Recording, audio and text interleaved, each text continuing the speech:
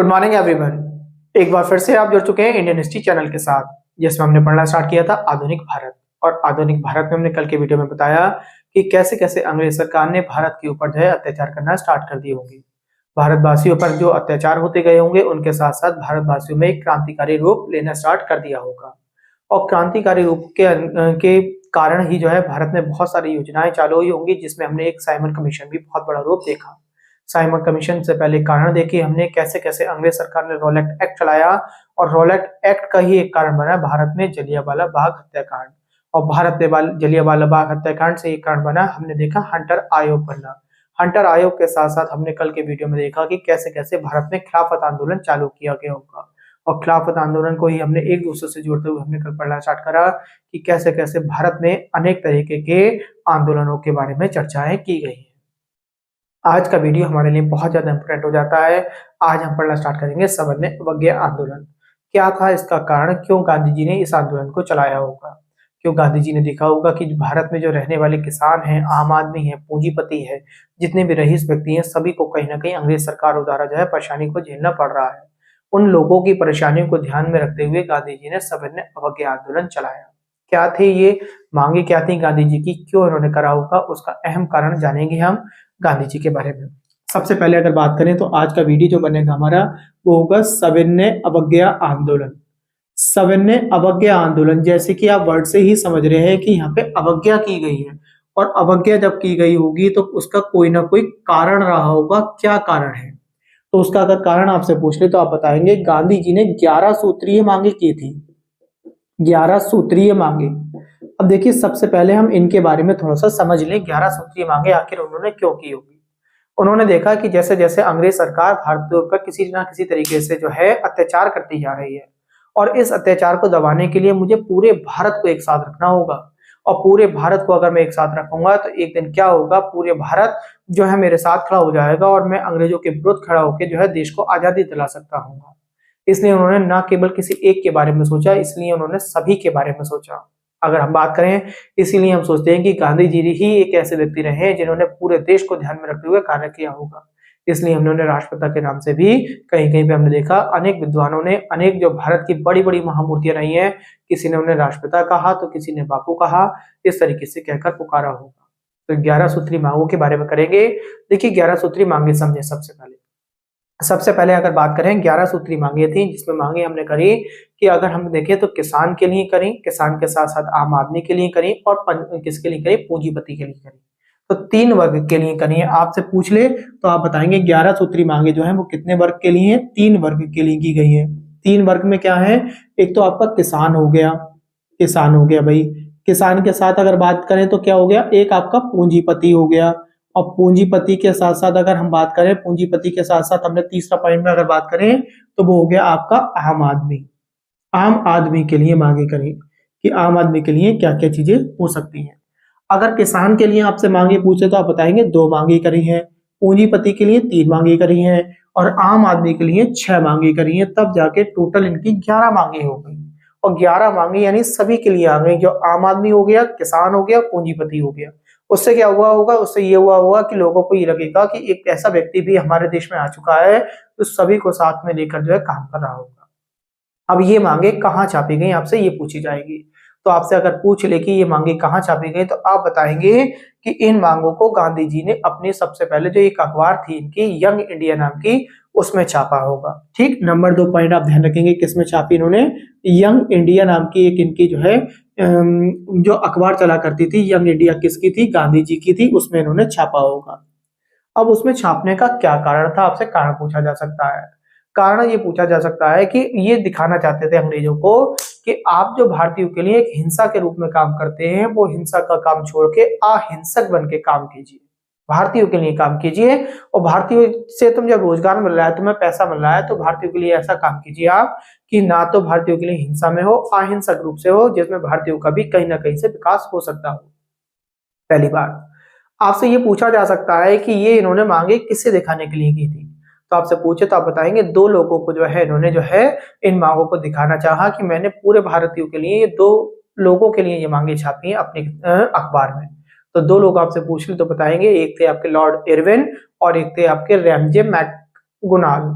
Ramsay McDonald और Lord Irwin. और Ramsay McDonald जो थे और महारानी विक्टोरिया जो थी वो उनके यहाँ रहा करते थे ब्रिटेन में।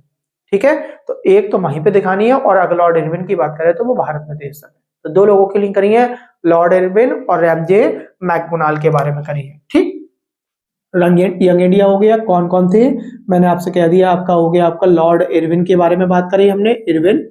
और इरविन के साथ साथ हमने दूसरा वाला व्यक्ति कौन सा था, ये तो हो गया दूसरा व्यक्ति, और ये हो गया पहला व्यक्ति की बात करें, इनका क्या नाम था, रैमजे रैमजे मैकडोनाल्ड मैकडोनाल्ड। इन दो लोगों के लिए इन्होंने अपनी 11 सूत्री मांगे रखी होंगी। देखिए एक ऑर्डर में जब हम चीजों को समझेंगे तो हमें ये चीजें सारी याद हो जाएंगी। चलिए मांगे क्या थी अब बात करेंगे। मैंने आपको कह दिया कितने वर्ग के लिए थी, 3 वर्ग के लिए थी। 3 वर्ग में एक बात करें तो सबसे पहले किसान के लिए 2 मांगे थी, मैंने आपको बता दी। ठीक है, किसान के लिए 2 मांगे क्या थी, देखिए समझिए।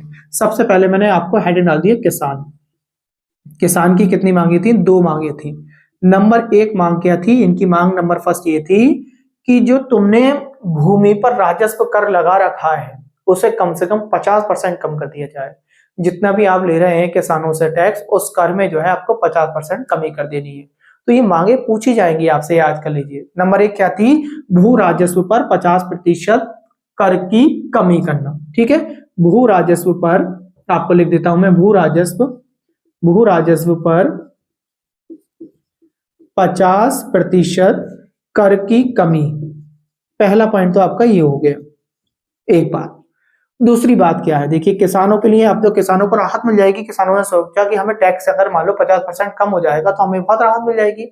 और दूसरी जो परेशानी थी जो किसान वर्ग के लिए या सभी व्यक्ति के लिए कहें, हम पूरे भारत के लिए अगर व्यक्ति के लिए कहें, सभी के लिए, तो नमक पर भी इन्होंने टैक्स लगा रखा था। तो इन्होंने कहा नमक कर को कम कर दीजिए और नमक पर सबका एक समान अधिकार हो। ऐसा नहीं है अंग्रेजों के लिए नमक कुछ और है और भारतीयों के लिए नमक कुछ और है। तो दोनों किसानों के लिए है, पहला आपका भू राजस्व पर 50% की कर की कमी करना, और दूसरा हो जाएगा नमक कर जो था, नमक पर जो टैक्स था उसके कम कर दें आप। ठीक है, नमक कर कम करें, नमक कर कम किया जाए। ठीक, ऐसा करके ऐसा देंगे। और इसके साथ साथ आप ऐसे भी कह देंगे कि नमक पर सभी का समान अधिकार हो, एक अधिकार हो। हमारे सर ने इस बात की बता दी। आई थिंक समझता हूँ 11 सूत्री मांगों के बारे में 2 मांगे जो थी किसानों के लिए वो आपको क्लियर हो गई होगी। इसकी बात अगर बात करेंगे हम पूंजीपतियों के लिए, कितनी मांगे थी, 3 मांगे थी, आपको याद होनी चाहिए। पहली मांग क्या थी, देखिए पूंजीपति यानी पैसे वाला, और पैसे वाले का व्यापार बहुत अच्छा होगा। तो सबसे पहले इन्होंने कहा जो विदेशी आयात होता है ना, जो सामानों का आयात होता है, उस सामान पर जो है ना आपने जो टैक्स लगा रखा है उस टैक्स को कम कर दो। केवल उन पे टैक्स लो, उन पे टैक्स वो लो जो उनकी संरचनात्मक हो, आपकी उनकी जो है संरक्षण कर रहे हो आप, रक्षा करने वाला टैक्स ले सकते हैं उसकी।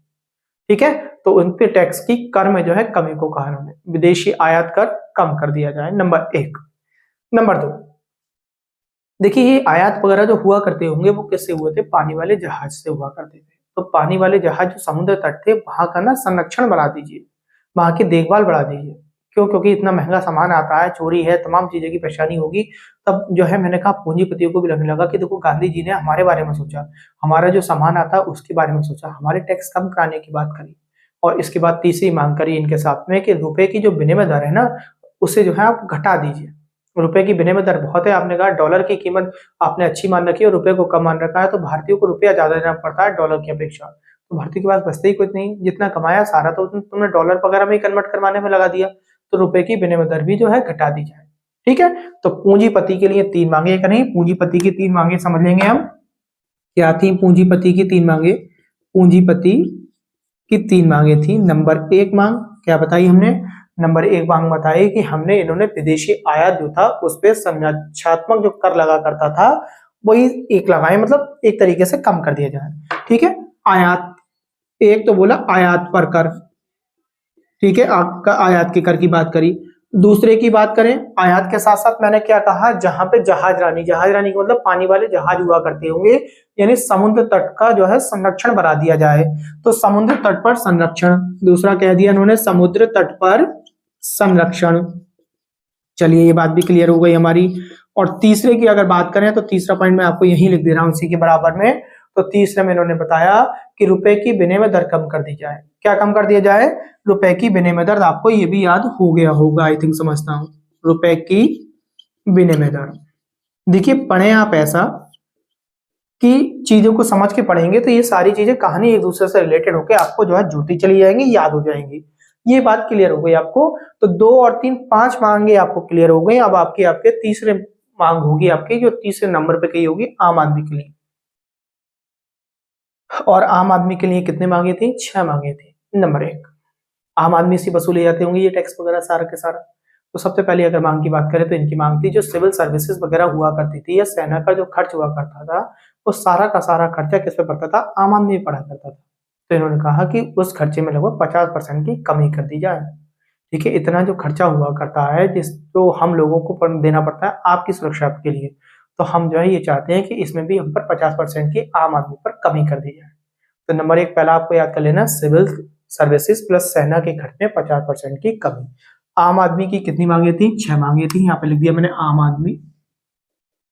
ठीक है, आम आदमी की 6 मांगे रखी इन्होंने।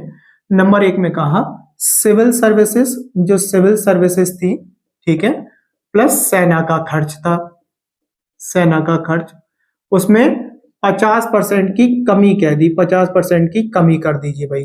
पहला पॉइंट बहुत ज्यादा इंपोर्टेंट, यानी आम आदमी को राहत मिलना स्टार्ट। बोले यहाँ से टैक्स कम हो जाएगा, इसके साथ साथ नमक फ्री हो जाएगा हमारा, तो इससे तो हमें बहुत ज्यादा क्या होगा, एक आसानी मिल जाएगी। दूसरी बात, आम आदमी के लिए सबसे बड़ी परेशानी और थी कि जितना कमा के लेके आया करता था, अंग्रेजों ने क्या करा था, शराब वगैरह की जरा नशीली दवाइयां, नशीली जो है ये दुकानें जो खुल रखी थी, इससे बड़ा जो है नुकसान हुआ करता था भारतीयों को। उन्होंने सोचा कि गरीब आदमी अपने आप को पाल ही कहाँ पा रहा है, तो नशीली वस्तुओं पे जो था उस पर रोक लगाने को कहा। नशीली वस्तु यानी मदपान वगैरह करके बोल सकते हैं, मद्यान करके बोल सकते हैं। तो नशीली वस्तुओं पे रोक बोला, एक दूसरा बोल दिया नशीली वस्तुओं पर रोक। अब आदमी को भी लगने लगा कि एक ऐसा व्यक्ति निकल के आया देश में जो सभी के लिए मांग कर रहा है, नशीली वस्तुओं पर रोक लगाने की बात कर दी गई। चलिए 2 तरीके की बात आपको क्लियर हो गई। तीसरी चौथी की बात करें, ठीक, 2 तरीके की राहत। आम आदमी भी सोचने लगा कि ऐसा व्यक्ति हमारी कितनी मदद कर रहा है। अब इन्होंने कहा कि राजनीतिक बंदी जो कर रखे हैं आपने, तो राजनीतिक बंदी को आप रिहा करें, राजनीतिक बंदी रिहा करें। अब इनमें भी एक शर्त रख दी गांधी जी ने, बंदी रिहा करें। कौन से? जो अहिंसक हैं, जिन्होंने कोई हिंसा नहीं करी है, उन्हें रिहा कर दे। मैं आपसे ये नहीं कह रहा जिन्होंने मारपीट करी है, लोगों को मारा है, किसी भी तरीके से आपको नुकसान पहुंचाया है, सरकारी प्रॉपर्टी को नुकसान पहुंचाया है, उन्हें बंद रहने दे, मगर जिनका कोई कसूर नहीं है उन्हें तो छोड़ दें आप, है ना। इसके साथ साथ चौथी मांग की तरफ को बढ़ते हैं। ये तीनों मांगे कितनी काम कर रही होंगी? हर एक व्यक्ति को लग रहा होगा कि कोई ना कोई तो आया जो देश में परिवर्तन लाना चाह रहा है। इन्होंने कहा इस तरीके से एक मांग और करी कि शस्त्र कानून में परिवर्तन कर दीजिए आप, शस्त्र कानून में परिवर्तन कर दीजिए। भारतीय भी तो रख सकते हैं शस्त्र, अपनी जान की रक्षा वो नहीं कर सकते क्या? उन्हें जंगली जानवरों से डर नहीं होगा क्या? वो रात में निकलते हैं, उन्हें अपनी जान का खतरा नहीं है, तो भारतीयों पे आप शस्त्र कानून क्यों लगाए पड़े? तो इन्होंने कहा शस्त्र कानून में परिवर्तन करिए। किसमें कानून परिवर्तन कीजिए? शस्त्र कानून में परिवर्तन, शस्त्र कानून में परिवर्तन की बात करी इन्होंने, आप समझ गए होंगे। ठीक है, शस्त्र कानून में परिवर्तन का मतलब भारतीय भी क्या कर सकते हो, शस्त्र रख सकते हैं। चलिए 4 पॉइंट आपको याद हो गए, 4 इनके पॉइंट याद हो गए, 2 आपको किसान के वर्ग की याद हो गई और 3 आपको पूंजीपति की हो गई। 4 और 3 7 और 2 9 याद हो गई। अब 2 बची केवल। अब 2 में क्या है, देखिए इन्होंने ना एक डाक आरक्षण बिल पास कर रखा था, मतलब किया हुआ नहीं था, लोगों को बड़ी दिक्कत हुआ करती थी, जो डाकखाने वगैरह होते हुआ करते थे चीजों के लिए, तो उन्होंने कहा डाक आरक्षण बिल पास हो जाए। इस पे क्या होगा, लोग अपने लिए ना ये एक सेफ्टी मिल जाएगी डाक से, ठीक, चीजों का आदान प्रदान हो गया, पैसा हो गया, तमाम सारे एक तरह की चीज हो गई, तो इन्होंने कहा डाक आरक्षण एक बिल पास करें। ठीक है, इसके बारे में समझाएंगे बहुत अच्छे से अभी। डाक आरक्षण बिल पास करें, बिल पास। और छठा पॉइंट आप इस तरीके से समझ लेंगे, इन्होंने क्या करा था, सीआईडी और गुप्तचर छोड़ रखे थे, सीआईडी व गुप्तचर, गुप्तचर पर रोक लगाने को बोला। अंग्रेजों ने ना सीआईडी और गुप्तचर छोड़ रखे थे, कोई भारतीय जो है अपनी जो है कोई चीज एक दूसरे से मतलब शेयर ही नहीं कर सकता था, और अगर शेयर करा करता था तो क्या थे, गुप्तचर घूम रहा हुआ करते थे और उन्हें पकड़ के बंद कर दिया करते थे ये लोग, तो कितनी दिक्कत हुआ करती थी इन्हें। तो इन्होंने कहा ये गुप्तचर वगैरह की पोस्ट पे हटाइए, सबको अपना हक है कि इंसान अपने बारे में या अपने साथ वाले के बारे में बोल सकता हूँ। ठीक है, अब इन्होंने क्या करा, ये सारी की सारी 11 सूत्री मांगे अपने, पहले तो इन्होंने अपनी जो अखबार थी इनकी क्या थी, यंग इंडिया, उसमें छापा होगा, मगर अंग्रेजों पे कोई प्रभाव नहीं पड़ा, कोई रेस्पॉन्स नहीं दिया। उसके बाद इन्होंने कोरे कागज पर लिखकर भेजी यही मांगे, तो मगर तब भी इनका कोई जवाब नहीं आया। जब कोई भी जवाब नहीं आया होगा तब गांधी जी ने कहा कि अब जब तुम हमारी कोई बात ही नहीं मान रहे, अब हम जो है आपको एक सविनय अवज्ञा आंदोलन स्टार्ट कर देंगे हम, अगर आपने हमारी बात नहीं मानी तो सबसे पहले सविनय अवज्ञा आंदोलन के बारे में इन्होंने कहा है, और अपने ही जो है क्या नाम है, अपनी ही पुस्तकों में, अपने अखबार में इस चीज को छापा है इन्होंने। तो वो तारीख पूछी जा सकती है कि गांधी जी ने सविनय अवज्ञा आंदोलन की घोषणा कब की थी। अभी स्टार्ट नहीं हुआ है, तो ये 30 और 31 जनवरी 1930 में जाके जो है इस बात को इन्होंने कहा। किससे कहा? रैमजे मैकडोनाल्ड और लॉर्ड इरविन को सुनाने के लिए ये बात की गई कि अगर आप इन सभी मांगों के बारे में हमारी बात नहीं करते हो तो हम ये 11 सूत्री मांगे अगर आप हमारी नहीं मानोगे तो हम ये सब आपका सविनय अवज्ञा आंदोलन स्टार्ट करना पड़ेगा, कि अगर मान लेगी तो हम आंदोलन नहीं करेंगे। तो आपसे अगर तारीख पूछे तो बता देंगे 30 और 31 जनवरी की बात होगी। किसकी बात होगी आप बता देंगे क्या? 30-31 जनवरी 1930 में जाके ये घोषणा की गई होगी। ठीक है, सविनय अवज्ञा आंदोलन किसमें? मैंने बताया 30-31 जनवरी की बात हुई है। किसके लिए की गई? अंग्रेजों के लिए।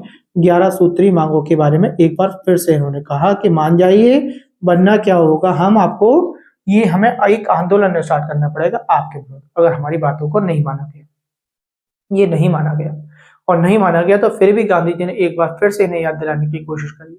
2 मार्च 1930, लगभग मैं आपको कहूँ 2 महीने बाद, पूरे 2 महीने बाद जो है 2 मार्च 1930 को एक चिट्ठी लिखी इन्होंने वायसराय को, जिसमें अपनी 11 सूत्री मांगे लिखी है। ठीक है, तो आपको मैं ये भी डेट लिख देता हूँ कि 2 मार्च 1930, ठीक है, चिट्ठी लिखी गई है। चिट्ठी किसे लिखी गई है? आप चिट्ठी का ध्यान रखेंगे, किसे लिखी गई है? वायसराय को लिखी, जो भारत में वायसराय होगा इस समय अंग्रेजों का, उस पर लिखी गई। मगर कोई असर नहीं हुआ इन पर। जब कोई असर नहीं हुआ तो इन्होंने गांधी जी को लगा कि अब मुझे किसी न किसी तरीके से ये आंदोलन स्टार्ट करना पड़ेगा, जिसका नाम हमने सविनय अवज्ञा आंदोलन बोला। ये आंदोलन इन्होंने स्टार्ट करा 10 दिन बाद। अब 10 दिन बाद का मतलब 12 मार्च को उन्होंने स्टार्ट करा और 5 अप्रैल तक जो है ये आंदोलन चला। ठीक, जिसे हमने नमक आंदोलन के नाम से जानते हैं। 12 मार्च को ये यात्रा हुई। अब इसे समझ लेना ध्यान से, 12 मार्च से स्टार्ट करा 10 दिन बाद। ठीक, आप ऐसा की कहानी एक तरीके से याद करेंगे आपको याद हो जाएगा। 12 मार्च को स्टार्ट करा, 5 अप्रैल की शाम को ये पहुंचे। 5 अप्रैल तक इनकी ये चले हुए। लगभग 12 मार्च से मैंने कहा आपका 5 अप्रैल तक ये हो जाते हैं आपके 24 दिन हो जाते हैं लगभग जाके। ठीक है, 5 अप्रैल को पहुंचे हैं और 6 अप्रैल की बात कर रहे हैं। आप ध्यान रखना, तारीख भी बिल्कुल ध्यान रखें एक एक। सुबह को 6 अप्रैल 6:30 बजे जाके जो है इन्होंने नमक आंदोलन स्टार्ट किया है। मतलब नमक बनाया होगा वहां पर और नमक कानून तोड़ दिया होगा इन्होंने, जो सरकार ने नमक कानून लगा रखा। 24 दिन की यात्रा थी, हर दिन लगभग 10 मील चला करते थे ये। इस तरीके से इन्होंने 240 मील चली होगी, और 240 मील में आप कैलकुलेटर से करेंगे तो लगभग 385 से 390 किलोमीटर के आसपास की दूरी बैठी। ठीक, तो आप इस तरीके से ध्यान रखेंगे कि हमारे सर ने बताया था 24 दिन की यात्रा थी, 10 मील चला करते थे। इस तरीके से 240 मील के करीब चले होंगे ये, और लगभग मैं आपको बता दूं 385 से 390 किलोमीटर के आसपास चले हैं ये। ठीक है, इतने किलोमीटर की डिस्टेंस रही होगी। अब आपसे एक क्वेश्चन और पूछा जाएगा इसी से रिलेटेड आपको एक क्वेश्चन और पूछेगा, कितने लोगों ने इसमें भाग लिया? तो इसमें जो है पूरी जो नमक आंदोलन जो चला था इसमें 78 लोग थे, 78 गांधी जी के अनुयायी थे। जिसमें अगर एक बात करें, एक इसमें पत्रकार भी था, वो अमेरिकी पत्रकार था, उसके बारे में पूछा जाएगा आपसे। उसका नाम था वेब मिलर। क्या नाम था? वेब मिलर नाम था इसका। ठीक है, तो पत्रकार के बारे में मैं बात करूं, पत्रकार के बारे में हमने बात करी तो अमेरिकी पत्रकार था, इसका नाम था वेब मिलर। ठीक है, वेब मिलर नाम था इसका। और वेब मिलर के साथ साथ मैं आपसे कहूं कितने अनुयायी थे, अगर आपसे अनुयायी की बात करें तो मैं यहाँ पे लिख दे रहा हूँ आपको, 78 अनुयायी ने स्टार्ट करा था। कितने लोग थे? 78 थे, 78। कहां से स्टार्ट हुआ था ये भी ध्यान रखेंगे। ये हुआ था साबरमती आश्रम से स्टार्ट हुआ था, साबरमती आश्रम। आपसे पूछा जाता है कि कहां से हमारी यात्रा स्टार्ट की गई? साबरमती आश्रम से। कब स्टार्ट हुई? 12 मार्च को स्टार्ट हुई। कब पहुंचे? 5 अप्रैल को पहुंचे। ठीक है, ये सारी बातें आपको याद रखनी होंगी वेब मिलर के बारे में, साबरमती आश्रम के बारे में। अब कभी कभी आपसे ये पूछ ले, सर्वाधिक जो सत्याग्रही थे, जो सर्वाधिक सत्याग्रही कहाँ से आए थे? ठीक है, तो आपको 3 राज्य ध्यान रखने हैं। सबसे ज्यादा गुजरात से इकट्ठे हुए, उसके बाद महाराष्ट्र से, और तीसरे नंबर पर उत्तर प्रदेश। ठीक है, तो सर्वाधिक सत्याग्रही के बारे में मैं आपको ऊपर लिख दे रहा हूं। सर्वाधिक सत्याग्रही कहां से स्टार्ट हुए हैं? सर्वाधिक सत्याग्रही कहां कहां से? नंबर 1 आपका हो जाएगा गुजरात, नंबर 2 हो जाएगा आपका महाराष्ट्र, और नंबर 3 हो जाएगा आपका उत्तर प्रदेश, जिससे आप यूपी करके जानते हैं। यहाँ से जो है सर्वाधिक आपके इनके जो है लोग इकट्ठे हुए होंगे। जैसे जैसे ये पद यात्रा निकलती चली गई होगी, लोग बाग जुड़ते चले गए होंगे, जुड़ते चले गए। तो सर्वाधिक सत्याग्रही कहाँ से हैं आपके? पहले नंबर पे गुजरात, दूसरे नंबर महाराष्ट्र और तीसरे नंबर पे उत्तर प्रदेश। यहाँ से आपको देखने को मिलेंगे। अब जब लोगों ने इस यात्रा को देखा होगा तो लोगों ने अपने अपने बारे में इनके बारे में बोलना स्टार्ट करा। एक इनके बारे में पेपर में बहुत पूछते हैं आपसे कि किसने जो है नेपोलियन की एल्बा से पेरिस की यात्रा से तुलना करी है। तो उनका नाम है सुभाष चंद्र बोस। सुभाष चंद्र बोस ने बोला है कि ये गांधी जी की जो यात्रा है ये तो ऐसी यात्रा है जैसे कि नेपोलियन ने करी थी एल्बा से पेरिस तक की यात्रा। ठीक है, मैं आपको बोल दे रहा हूँ, आपको लिख दे रहा हूं मैं। सुभाष चंद्र बोस ने बोला। किसने बोला? सुभाष चंद्र बोस। क्या बोला? नेपोलियन की पेरिस से एल्वा तक की यात्रा। आप इस तरीके से ध्यान रखेंगे, नेपोलियन की पेरिस से एल्वा तक की यात्रा के बारे में किसने बोला है? आप बता देंगे कि सुभाष चंद्र बोस ने बोला है। अगली बात, जब 5 अप्रैल 1930 को ये पहुंचे थे गांधी जी, तो गांधी जी ने क्या करा? सभी पत्रकारों को वहां पर इकट्ठा करा, और इकट्ठा करने के बाद गांधी जी बोले उनसे कि इस बात को मेरी छाप दी जाए और ये बढ़ा दी जाए आगे तक। उन्होंने कहा कि गांधी जी बोले, शक्ति के विरुद्ध मेरी ये अधिकार की लड़ाई है। ये सेंटेंस पूछता है आपसे, ये किसने कहा और कब कहा है? शक्ति के विरुद्ध अधिकार की लड़ाई है, मैं दुनिया की सहानुभूति चाहता हूँ। ये बाकी रहा था गांधी जी का। साबरमती आश्रम से जब इन्होंने यात्रा स्टार्ट की होगी और जब ये पहुंच गए होंगे नमक कानून तोड़ने, तो जब ये पहुंचे थे 5 अप्रैल 1930 को, तो शाम के समय में इन्होंने इस बात की घोषणा करी है कि शक्ति के विरुद्ध अधिकार की लड़ाई है, मैं दुनिया की सहानुभूति चाहता हूँ। 5 अप्रैल सन 1930, डेट ध्यान रखेंगे, 5 अप्रैल सन 1930। ठीक है, गांधी जी ने बोला है, गांधी जी ने बोला, क्या बोला गांधी जी ने? गांधी जी के वाक्य को फिर से आप ध्यान रख लेंगे, शक्ति के विरुद्ध अधिकार की लड़ाई है, शक्ति के विरुद्ध अधिकार की लड़ाई है, अधिकार की लड़ाई है, मैं दुनिया की सहानुभूति चाहता हूं, मैं दुनिया की सहानुभूति चाहता हूं। पहली बात आप ये ध्यान रखेंगे। ठीक, ये आपको पत्रकारों से बोला है, ये पूछा जा सकता है किससे बोला? गांधी जी ने बोला है पत्रकारों से। ठीक, इस बात की घोषणा करी होगी। देखिए किस किसने साथ दिया, अब आपसे ये पूछा जा सकता है। गांधी जी को मालूम था कि मैंने इतना बड़ा कानून कर दिया कि नमक तोड़ दिया, नमक कानून, अब अंग्रेज जो है मुझे जेल में बंद कर देंगे, अब जेल में बंद कर देंगे, इसीलिए कहा सभी से बोले वहां से कि सभी जगह से आंदोलन स्टार्ट कर दो। और सभी जगह से आंदोलन स्टार्ट करने में आपसे पूछा जा सकता है कि तमिलनाडु से भी आंदोलन स्टार्ट हुआ था, वो कहां से हुआ और किसने किया? तो सभी जगह से आंदोलन स्टार्ट हुआ, तमिलनाडु से भी हुआ, तमिलनाडु से हुआ तंजौर तट से। कहां से हुआ? तंजौर तट से। और किसने किया? राजगोपालाचारी ने किया। ठीक, आप ये आंदोलन के बाद ध्यान रखेंगे कि तमिलनाडु से भी हुआ है, तमिलनाडु से हुआ है, तंजौर के तट से हुआ है, तंजौर के तट से।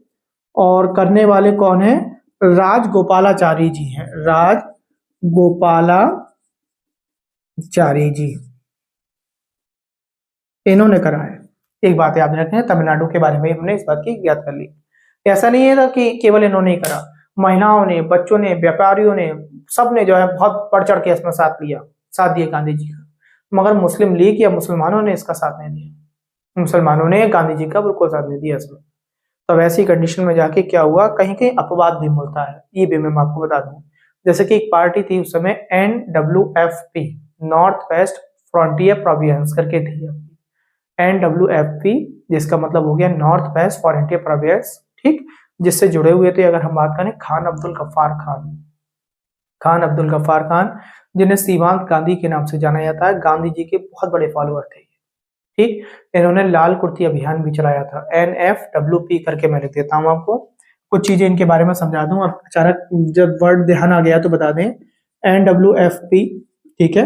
यहाँ पे हम खान अब्दुल गफ्फार खान की बात कर रहे हैं, ठीक है।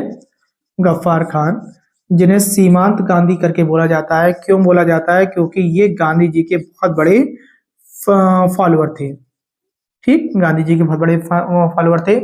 इन्होंने लाल कुर्ती अभियान भी चालू करा था, इसके बारे में भी चर्चा करेंगे। लाल कुर्ती अभियान के बारे में बात करेंगे, ठीक है। केवल लाल कुर्ती अभियान नहीं, इन्होंने एक और चलाया था, खुदाई खिदमतगार चलाया था, ठीक है। खुदाई खिदमतगार करके भी चलाया है इन्होंने, खुदाई खिदमतगार। खिदमतगार इसका मतलब होता है ईश्वर और अल्लाह के सेवक। खुदाई खिदमतगार का मतलब पूछ ले आपसे तो आप बता देंगे ईश्वर, अल्लाह के सेवक। आप इस तरीके से करके भी आप ध्यान रखेंगे, ठीक। खुदाई खिदमतगार के बारे में आपको ये बात भी क्लियर हो जाएगी। इन्होंने क्या हुआ, जब भारत पाकिस्तान का बंटवारा हुआ होगा ना, तो बंटवारे के समय जो क्षेत्र इनका जो पड़ता होगा, तो वो बाद में ना बंटवारा जब हो गया होगा तो देखा गया है कि इनका जो क्षेत्र था वो पाकिस्तान में पहुंच गया। और पाकिस्तान में पहुंचने की वजह से इन्होंने ना उस समय बड़ा गुस्सा हुई देश आजादी के समय, और बहुत गुस्सा हुए। उन्हें मालूम था कि कांग्रेस ने जब ये बंटवारा करवाया, कांग्रेस थी वहां पर, और उसे पता था कि मैं जो है क्या नाम है भारत के लिए इतना कुछ करता हुआ आ रहा हूँ, और उसके बाद भी कांग्रेस ने ये नहीं देखा कि मेरा घर जो है पाकिस्तान में जा रहा है, इसलिए इन्होंने कांग्रेस को गद्दार बोला है। आपसे पूछा जाएगा कि कांग्रेस को गद्दार किसने बोला, तो आप बता देंगे खान अब्दुल गफ्फार खान ने बोला है। और पाकिस्तान को भी बोला इन्होंने उसी समय, पाकिस्तान को बोला भूखे भेड़िए। आपसे पूछेगा कि पाकिस्तान को भूखे भेड़िए की संज्ञा किसने दी, तो आप बताएंगे खान अब्दुल गफ्फार खान ने दी।